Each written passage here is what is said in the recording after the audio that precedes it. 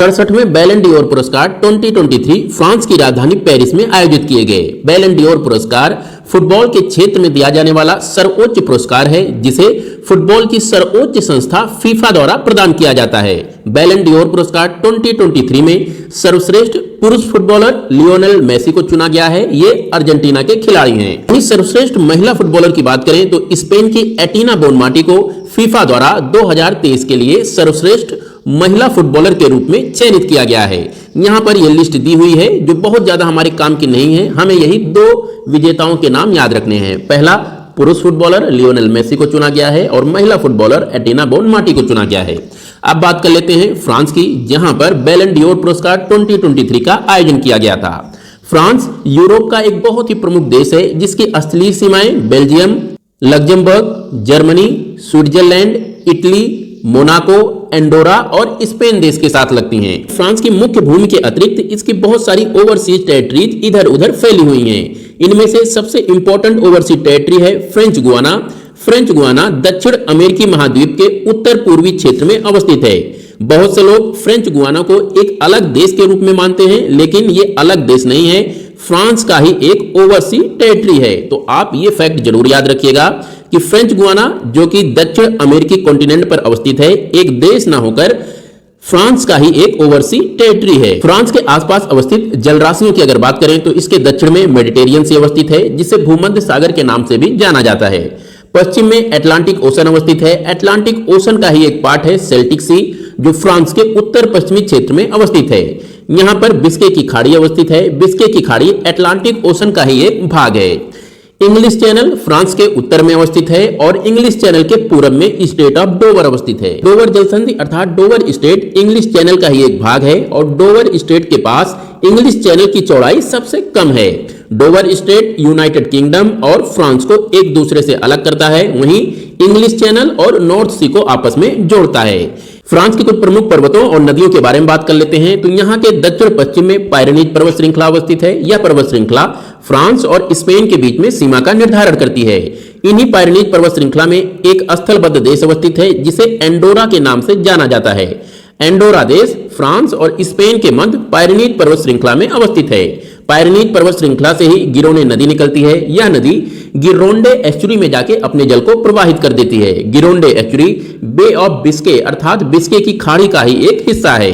यहाँ का दूसरा प्रमुख पर्वत श्रृंखला है आल्प्स की पर्वत श्रृंखलाएं। आल्प्स की पर्वत श्रृंखलाएं फ्रांस के दक्षिण पूर्व में अवस्थित हैं। इन्हीं पर्वत श्रृंखलाओं से एक बहुत ही प्रमुख नदी निकलती है, जिसे रोन नदी के नाम से जाना जाता है। रोन नदी भूमध्य सागर में अपने जल को प्रवाहित करती है। आल्प्स पर्वत श्रृंखलाओं के उत्तर में जूरा की पहाड़ियां अवस्थित हैं और जूरा की पहाड़ियों के भी उत्तर में ओज़ेज पर्वत श्रृंखलाएं अवस्थित हैं। ओज़ेज पर्वत श्रृंखला और ब्लैक फॉरेस्ट के मध्य एक नदी प्रवाहित होती है। इस नदी का नाम है राइन नदी।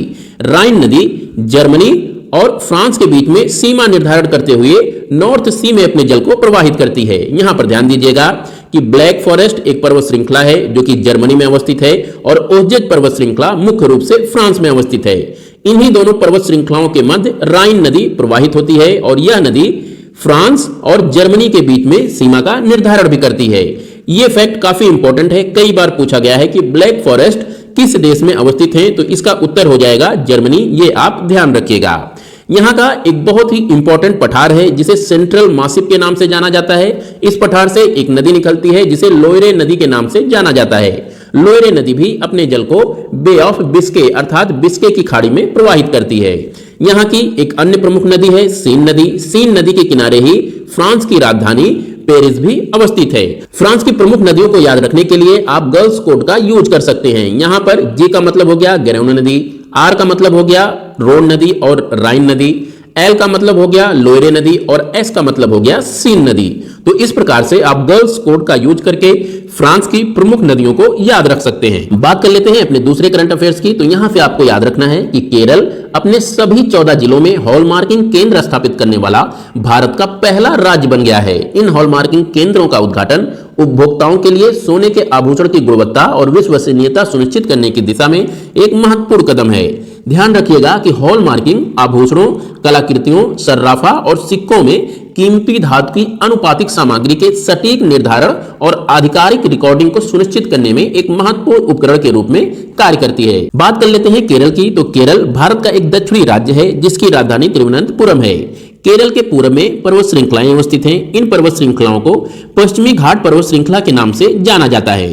केरल के उत्तर पूर्व में अवस्थित पर्वत श्रृंखलाओं को नीलगिरी पर्वत श्रृंखला के नाम से जाना जाता है। ये पर्वत श्रृंखलाएं केरल, कर्नाटक और तमिलनाडु के मिलन बिंदु पर अवस्थित हैं। यहाँ पर अनामलाई की पर्वत श्रृंखलाएं अवस्थित हैं और अनामलाई पर्वत श्रृंखलाओं के दक्षिण में कार्डमम की पर्वत श्रृंखलाएं अवस्थित हैं। अनामलाई पर्वत श्रृंखला और कार्डमम पर्वत श्रृंखला के मिलन बिंदु पर यहाँ पर पालनी की पहाड़ियां अवस्थित हैं। पालनी की पहाड़ियां पूरब से पश्चिम की दिशा में फैली हुई हैं। यहीं पर ध्यान दीजिएगा कि नीलगिरी पर्वत श्रृंखला और अनामलाई पर्वत श्रृंखला के बीच में यहाँ पर एक प्रमुख दर्रा अवस्थित है। इस दर्रे से केरल और तमिलनाडु के मध्य संपर्क स्थापित होता है। इस दर्रे को पालघाट दर्रा के नाम से जाना जाता है। केरल में ही अनामुडी चोटी अवस्थित है। अनामुडी चोटी अनामलाई पर्वत श्रृंखला में अवस्थित है और इसे दक्षिण भारत के माउंट एवरेस्ट के नाम से जाना जाता है। यह चोटी दक्षिण भारत की सबसे ऊंची चोटी होने के साथ ही साथ केरल की भी सबसे ऊंची चोटी है।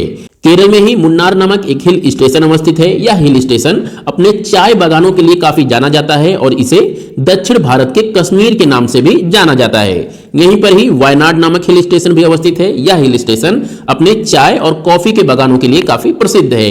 इसके साथ ही साथ यहाँ पर एक झील भी अवस्थित है। इस झील को वेम्बनाथ झील के नाम से जाना जाता है। यह झील भारत की सबसे लंबी झील है। अपने अगले करंट अफेयर्स की बात करें तो इसमें आपको याद रखना है कि सारंग देवी को WHO अर्थात वर्ल्ड हेल्थ ऑर्गेनाइजेशन ने अपने टीबी सलाहकार समूह में नियुक्त किया गया है और श्रीनगर में भारतीय अर्थशास्त्र के चौथे वार्षिक सम्मेलन का उद्घाटन किया गया है। अब बात कर लेते हैं आज के MCQ की, तो आप लोगों को बताना है कि अभी हाल ही में उत्तर प्रदेश के किस शहर में श्री अन्न महोत्सव का आयोजन किया गया है। आपके ऑप्शन हैं आगरा, गोरखपुर, वाराणसी या फिर लखनऊ। इस MCQ का जवाब आप लोग कमेंट में दीजिएगा। कल फिर मिलते हैं लेटेस्ट करंट अफेयर्स, MCQs और स्टैटिक फैक्ट्स एंड फिगर के साथ। तब तक के लिए नमस्कार। और हाँ, अगर अभी तक आपने चैनल सब्सक्राइब नहीं किया है तो प्लीज चैनल सब्सक्राइब करें और अपने दोस्तों को भी शेयर करें। नमस्कार।